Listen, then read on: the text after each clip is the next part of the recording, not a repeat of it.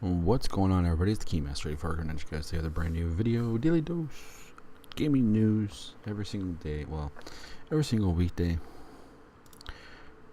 Deciding we're not going to longer do it on the weekends, just because the amount of news, guys, as you can tell by yesterday's video, is just not there. So we're going to do like weekend roundups on Mondays. So I'm trying to figure out some new content to do for you guys on the weekends. But anyways, so. Well, I think of that during this week. If you guys have any ideas for games you'd like me to do, please leave that down below in the comments. I greatly appreciate it and very helpful for the channel. And anyways, guys, speaking of the channel, make sure you guys are hitting that like and the subscribe. Definitely hit the subscribe button so you guys don't miss out on any of the daily content we bring you guys every single day. And with that being said, now that I said that, I got that out of the way so I don't forget about it. And so you don't forget about it, let's get into the news. Today was a fun day, dude. We had Apple making announcements, we had PlayStation making announcements, we had just all sorts of shenanigans flying around everywhere. So today we got a few game announcements. We're going to run through them here. But Five Nights at Freddy's will be receiving a virtual reality title dubbed Five Nights at Freddy's VR Help Wanted, and is coming soon, sometime this spring, as a release date for those who own PlayStation VR headsets.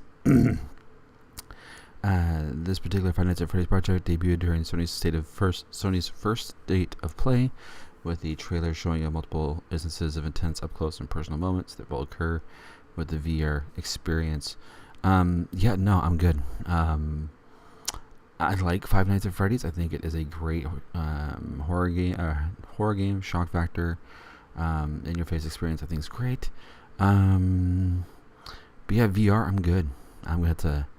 That's a hard pass from the Keymaster.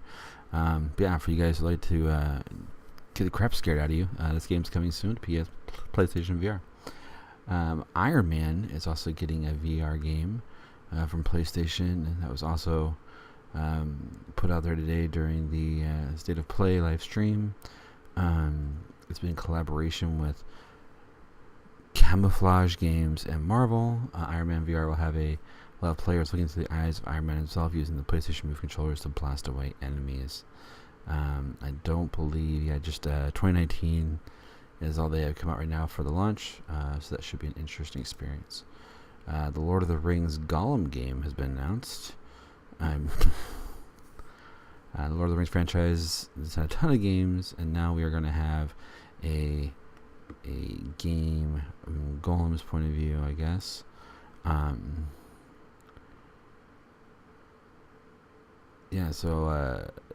Daedalic Entertainment officially announcing that it's working with the Middle-earth Enterprises to put out a project called The Lord of the Rings Gollum. According to Daedalic, the Lord of the Rings Gollum is a narrative-driven action-adventure video game that intends to stay true to the original Lord of the Rings lore, but will also explore, quote-unquote, new events and details related to Gollum's journey, end quote. The studio further explained that the project by revealing that the game story follows Smeagol's corruption through the One Ring to rule them all. It's a pretty extensive gameplay. It's currently scheduled to be released in 2021 on PC and all relevant console platforms at that time, which means that current-gen consoles such as PS4, Xbox One, and next-gen platforms as well. So that should be pretty cool. Lord of the Rings always seem to do pretty well in gaming, so that should be interesting.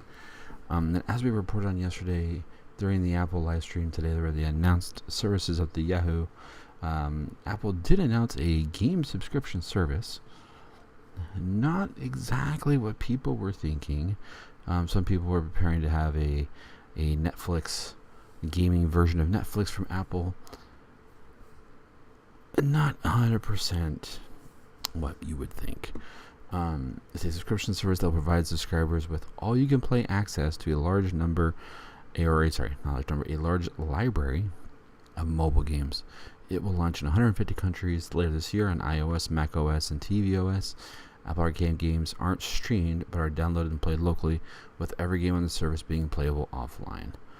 Apple has also confirmed that subscribers can pick up where they left off in a game when they switch devices between the Apple iPhone, iPad, Apple TV, iMac, or MacBook. On top of this, none of these games will have ads in them, and all future content releases will be available through the service. So they're definitely, I mean, it's kind of, I guess you could call it the Netflix of mobile games.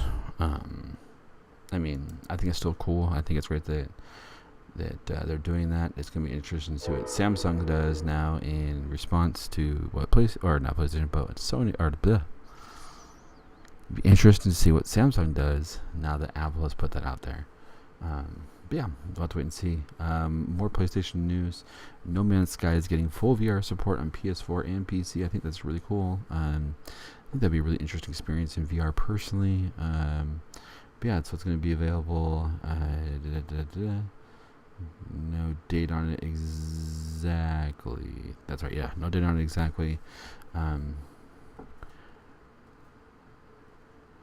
But yeah, no, I mean, it's going to be really awesome. Yeah, I mean, No Man's Sky. Leave it at that. Bethesda is bringing Rage 2, Doom Eternal, Fallout 76, and more to Steam. More upcoming titles will be available on the Bethesda Store and Steam. Bethesda's players who are interested in Bethesda titles like Fallout 76, which have been exclusively launching on the Bethesda Store, will now be coming to stores like Steam. The Bethesda Store will still continue to operate and will offer upcoming titles such as Rage 2, Wolfenstein Youngblood, Wolfenstein Cyber Pilot, and Doom Eternal. These titles will also be coming to Steam. Bethesda announced on Twitter later today. I think that's a great idea. I think people are definitely learning their lesson from the Epic Games situation. I mean, I'm not going to call it a debacle. I'm not going to call it a failure. I understand what they were doing. It was a good, in my opinion, a good business move. And I just, it is what it is. The internet spoke, and this is what we have to do now. So yeah, I think it's a good move on their part, though. I think Bethesda's smart, more people, bigger audience, because no one likes having to have 18,000 different launchers. Next in the news, Fortnite. That's right, Fortnite Season 8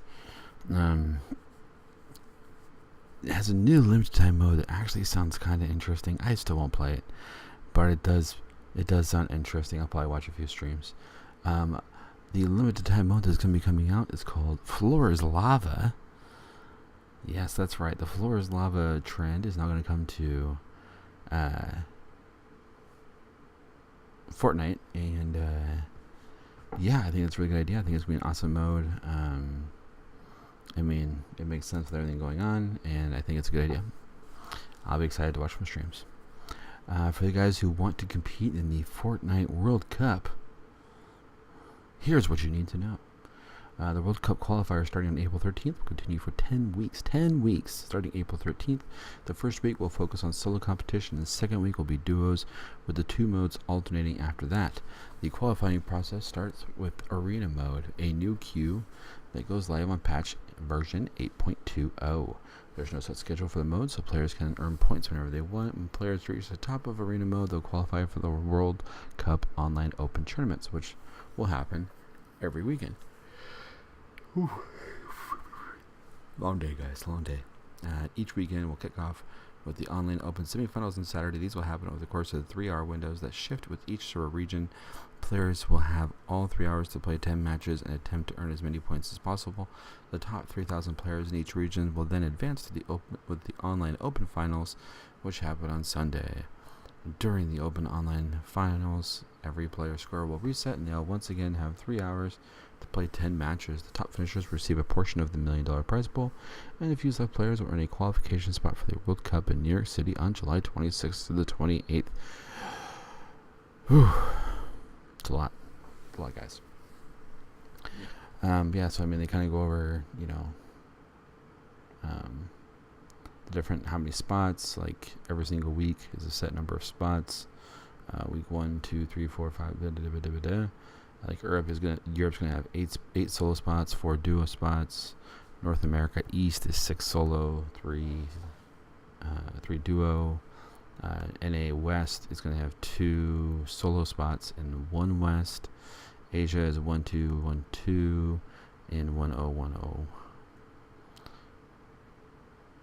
And then Brazil 1, 2, 1, 2, 1, 12121 and 1010. Oceania is 111 and 101010 for duos. So should be interesting. You guys go online and check it out. I mean, not going to really get into the nitty gritty details, but yeah. So if you guys want to try to qualify for that, there you go. Apex Legends is getting another character. Oh, sorry, 2 new characters. 2 new characters. I thought it was only 1.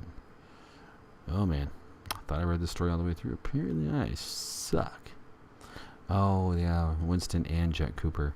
So yes, the rumors are that we're going to be getting 2 new characters, 2 more additional new characters in season 1. So you already have Octane, and then you would have Jack Cooper, which is going to be much more of your, who is actually the protagonist from Titanfall 2. But he would actually be in the game, so you could bring him back a wall running and all that kind of stuff with him, triple jumps, whatnot. And then also Winston would be in the game as well. Rumor, I'll have to wait and see. I mean, that'd be absolutely insane. 3 new characters in 3 months. It'd be a character a month, really. So that'd be some, good times. People would definitely, I think, enjoy that. I think that would definitely help out season 1, because currently people are just not happy with the amount of, or the lack of content in season 1.